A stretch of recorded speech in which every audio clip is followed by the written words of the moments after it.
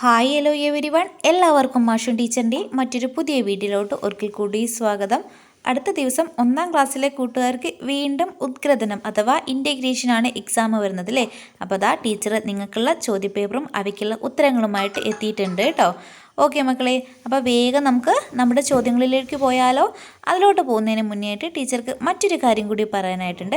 അതായത് നമ്മുടെ ചാനലിൽ മെമ്പർഷിപ്പ് എടുത്ത് ജോയിൻ ചെയ്യുന്ന കൂട്ടുകാർക്ക് എക്സാം റിലേറ്റഡ് ആയിട്ടുള്ള സ്പെഷ്യൽ വീഡിയോസും അതുപോലെ തന്നെ എക്സാമിന് ശേഷം നിങ്ങൾക്ക് ക്ലാസ് വൈസ് ആയിട്ടുള്ള ട്യൂഷൻസും അവൈലബിൾ ആയിരിക്കും കേട്ടോ. ട്യൂഷനിൽ നമ്മൾ വീക്കിലി 3 ക്ലാസ്സുകളാണ് അവൈലബിൾ ആയിട്ടുണ്ടായിരിക്കുക.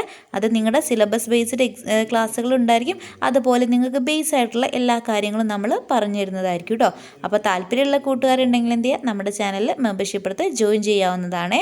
ഓക്കെ മക്കളെ, ജോയിൻ ചെയ്തതിന് ശേഷം നിങ്ങൾക്ക് ഇവിടെ സ്ക്രീനിൽ കാണുന്ന നമ്പറിൽ വാട്സപ്പിൽ മെസ്സേജ് ചെയ്താൽ നമ്മൾ ഗ്രൂപ്പിലേക്ക് ആഡ് ചെയ്യിക്കുക കേട്ടോ. അപ്പം 8589823710 ഈ നമ്പറിലേക്കാണ് നിങ്ങൾ ജോയിൻ ചെയ്തതിന് ശേഷം മെസ്സേജ് അയക്കേണ്ടത് കേട്ടോ. ഓക്കെ മക്കളെ, നമുക്ക് ആദ്യത്തെ പ്രവർത്തനം നോക്കാം. നോക്കൂ, മിഴിയുടെ പൂന്തോട്ടം. എന്താണ് പ്രവർത്തനത്തിൻ്റെ പേര്? മിഴിയുടെ പൂന്തോട്ടം എന്നതാണ് കേട്ടോ. അപ്പം മക്കൾക്ക് ആദ്യം അവിടെയുള്ള പ്രവർത്തനം നിറം കൊടുക്കൂ എന്നതാണ്. അപ്പോൾ ആ ഒരു പൂന്തോട്ടത്തിന് മക്കൾ എന്ത് ചെയ്യണം? യോജിച്ച രീതിയിലുള്ള നിറം നൽകണം. നോക്കിക്കേ മക്കളെ, പൂന്തോട്ടത്തിൽ എന്തൊക്കെ കാഴ്ചകളാണുള്ളത്? ഒരുപാട് ചെടികളുണ്ട്, ചെടികളിൽ പൂക്കളുണ്ട്, പൂമ്പാറ്റയും വണ്ടും തുമ്പിയും എല്ലാം ഉണ്ട് അല്ലേ. പിന്നെ ചെടിയിൽ ആരോ ഒരാൾ ഇരിപ്പുണ്ട്. ആരാണത്? പുഴുവാണ് ഇരിക്കുന്നത് അല്ലേ. ഓക്കെ മക്കളെ, അപ്പം എന്ത് ചെയ്യുക, ഈ കാര്യങ്ങൾക്കെല്ലാം മക്കൾ യോജിച്ച രീതിയിൽ നിറം നൽകണം കേട്ടോ. ഓക്കെ, അതിനുശേഷം പിന്നെ നിങ്ങൾ ചെയ്യേണ്ടത് എന്താണെന്ന് വെച്ചാൽ ആ പൂന്തോട്ടത്തിൽ കണ്ടിട്ടുള്ള കാഴ്ചകൾ എന്തൊക്കെയാണ്, അതായത് പൂന്തോട്ടത്തിൽ എന്തൊക്കെയുണ്ട് എന്നതിനെക്കുറിച്ച് എഴുതണം കേട്ടോ. എന്തൊക്കെയാണ് മക്കളെ പൂന്തോട്ടത്തിൽ നിങ്ങൾക്ക് കാണാനായിട്ട് പറ്റുന്നത്? പൂന്തോട്ടത്തിൽ നിറയെ പൂക്കളുണ്ട് അല്ലേ. പൂക്കളിലെ തേൻ കുടിക്കാൻ ആര് വരുന്നുണ്ട്? തുമ്പി വരുന്നുണ്ട്, വണ്ട് വരുന്നുണ്ട്, പൂമ്പാറ്റയുണ്ട് അല്ലേ. അതൊക്കെ എഴുതാം. പിന്നെ ചെടിയിൽ ആരിരിപ്പുണ്ട്? ചെടിയിലേക്ക് പുഴു വന്നിട്ടുണ്ട് അല്ലേ. ഇങ്ങനെ എല്ലാ കാര്യങ്ങളും മക്കൾ എന്ത് ചെയ്യണം? എഴുതണം കേട്ടോ. ഇനി ഇതേ രീതിയിൽ വലിയ വാക്യങ്ങൾ എഴുതാൻ പ്രയാസമുള്ള കൂട്ടുകാരുണ്ടെങ്കിൽ എന്ത് ചെയ്താൽ മതി? പൂവുണ്ട് അല്ലേ, നമ്മുടെ പൂന്തോട്ടത്തിൽ പൂവുണ്ട്, തുമ്പിയുണ്ട്, ചെടിയുണ്ട്, പുഴുവുണ്ട് എന്ന് പറഞ്ഞിട്ട് എഴുതിയാൽ മാത്രം മതി കേട്ടോ. അങ്ങനെ എഴുതിയാലും കൂട്ടുകാർക്ക് എന്ത് കിട്ടും? മാർക്ക് കിട്ടും കേട്ടോ. അപ്പം നിങ്ങൾ എന്ത് ചെയ്യണം? ടീച്ചർ കഴിഞ്ഞ ക്ലാസ്സിൽ പറഞ്ഞിട്ടുണ്ടായിരുന്നു, നിങ്ങൾ പ്രധാനമായിട്ട് പഠിക്കേണ്ട വാക്കുകളൊക്കെ അല്ലേ. അതിൽ ടീച്ചർ ചെടിയെന്ന് എഴുതാനും പൂവെന്ന് എഴുതാനും പുഴുവെന്ന് എഴുതാനും ഒക്കെ പഠിക്കാനായിട്ട് പറഞ്ഞിട്ടുണ്ടായിരുന്നു. അപ്പോൾ അങ്ങനെ പഠിച്ചിട്ടുള്ള കൂട്ടുകാർക്കാണെങ്കിൽ ഈ ഒരു ചിത്രത്തെക്കുറിച്ച് ഈസി ആയിട്ട് എഴുതിക്കൂടെ? ഓക്കെ മക്കളെ, ഇനി നമുക്ക് എന്ത് ചെയ്യാം? നമ്മുടെ മറ്റൊരു പ്രവർത്തനം നോക്കാം അല്ലേ. അതിലോട്ട് പോകുന്നതിന് മുന്നേ ആയിട്ട് വീഡിയോ കണ്ടുകൊണ്ടിരിക്കുന്ന എല്ലാ കൂട്ടുകാരും എന്ത് ചെയ്യുക? വീഡിയോ ഒന്ന് ലൈക്ക് ചെയ്യുക. അതോടൊപ്പം തന്നെ നിങ്ങളുടെ മറ്റു കൂട്ടുകാർ കൂടി വീഡിയോ ഒന്ന് ഷെയർ ചെയ്ത് കൊടുക്കുക കേട്ടോ. ഓക്കെ മക്കളെ, അടുത്ത പ്രവർത്തനം നോക്കിക്കേ. മഴ വന്നു. എന്താണ് പ്രവർത്തനത്തിൻ്റെ പേര്? മഴ വന്നു. വരികൾ കൂട്ടിച്ചേർക്കൂ. നോക്കിക്കേ മക്കളെ, നമുക്ക് അവിടെ ഒരു പാട്ട് തന്നിട്ടുണ്ട് അല്ലേ. അതിലേക്ക് എന്ത് ചെയ്യണം? വരികൾ കൂട്ടിച്ചേർത്ത് എഴുതാനാണ് പറഞ്ഞിട്ടുള്ളത്. ഇവിടെ സൈഡിലൊരു ചിത്രം തന്നിട്ടില്ലേ? എന്തിൻ്റെ ചിത്രമാണ് തന്നിട്ടുള്ളത്? മഴയുടെ ചിത്രമാണ് അല്ലേ. അപ്പോൾ മഴയെക്കുറിച്ച് എഴുതിയിട്ടുള്ളൊരു പാട്ടാണ് അതിന് നേരെ കൊടുത്തിട്ടുള്ളത്. മക്കൾ നോക്കിക്കേ. തന തന താന, തന തന താന, മഴ വന്നു തന താന അല്ലേ. ഇങ്ങനെയാണ് മഴയെക്കുറിച്ച് എഴുതിയിട്ടുള്ളത്. ഇതുപോലെ കൂട്ടുകാർക്ക് അവിടെ കുറേ ചിത്രങ്ങളും അതിനോട് ചേർന്ന് പാട്ടും തന്നിട്ടുണ്ട്. പക്ഷേ പാട്ട് നോക്കിക്കേ, കംപ്ലീറ്റ് ആണോ? അല്ല അല്ലേ, അതിൽ വിട്ടുപോയിട്ടുണ്ട്. ആ വരികൾ മക്കൾ എന്ത് ചെയ്യണം? പൂർത്തീകരിക്കണം. അപ്പോൾ നോക്കിക്കേ, ചിത്രം നോക്കൂ. ആരാണ് ചിത്രത്തിലുള്ളത്? ആടാണല്ലേ. നേരത്തെ നമുക്ക് മഴയായിരുന്നു ചിത്രത്തിലുള്ളത്. അതുകൊണ്ട് തന്നെ നമ്മൾ എന്താണ് എഴുതിയത്? മഴ വന്നു എന്നാണ് നമ്മുടെ പാട്ടിൽ എഴുതിയിട്ടുണ്ടായിരുന്നത് അല്ലേ. അപ്പോൾ ഈ ആടിന് നേരെ നമ്മൾ പൂർത്തിയാക്കേണ്ട ഈ ഒരു വരിയിൽ നമ്മൾ ആരെക്കുറിച്ച് എഴുതണം? ആടിനെക്കുറിച്ച് എഴുതണം അല്ലേ. അപ്പോൾ നോക്കിക്കേ, തന തന താന, തന തന താന. പിന്നെ എന്താണ്? ഡേഷ് നടന്നു എന്ന് നമുക്കിവിടെ കൊടുത്തിട്ടുണ്ട് അല്ലേ. ആര് നടന്നു എന്ന് നമുക്ക് എഴുതാം. ചിത്രം കണ്ടാൽ നമുക്ക് മനസ്സിലാവും ആരാ നടന്നത്. യെസ്, ആടാണ് അല്ലേ. അപ്പം ആട് നടന്നു. പിന്നെ എന്ത് എഴുതാം? ഈ സെയിം ലൈൻ തന്നെ വീണ്ടും റിപ്പീറ്റ് ചെയ്താൽ മതി. എന്താണ്? തന താന. എന്താണ് എഴുതേണ്ടത്? തന താന എന്നതാണ് കേട്ടോ. ഓക്കെ മക്കളെ, ഇനി നമുക്ക് അടുത്തതിലോട്ട് പോവാം. നോക്കിക്കേ, അവിടെ നമുക്ക് 2 ചിത്രം തന്നിട്ടുണ്ട്. ആരുടെയൊക്കെയാണ്? ആമയുടേത് തന്നിട്ടുണ്ട്, അതുപോലെ തന്നെ പുഴുവിൻ്റെ തന്നിട്ടുണ്ട്. ഏതെങ്കിലും ഒരാളത് വെച്ചിട്ട് മക്കൾ എന്ത് ചെയ്താൽ മതി? എഴുതിയാൽ മതി കേട്ടോ. ഓക്കെ, അപ്പം നമുക്ക് എങ്ങനെ എഴുതാം? നമ്മൾ നേരത്തെ എഴുതിയ വരികളൊക്കെ റിപ്പീറ്റ് ചെയ്ത് എഴുതാം കേട്ടോ. എന്ത്? തന തന താന, തന തന താന. ആ 2 ലൈന് ആദ്യം എഴുതണം കേട്ടോ മക്കളെ. നോക്കിക്കേ, തന തന താന. വീണ്ടും സെയിം ലൈൻ തന്നെ എഴുതാം കേട്ടോ.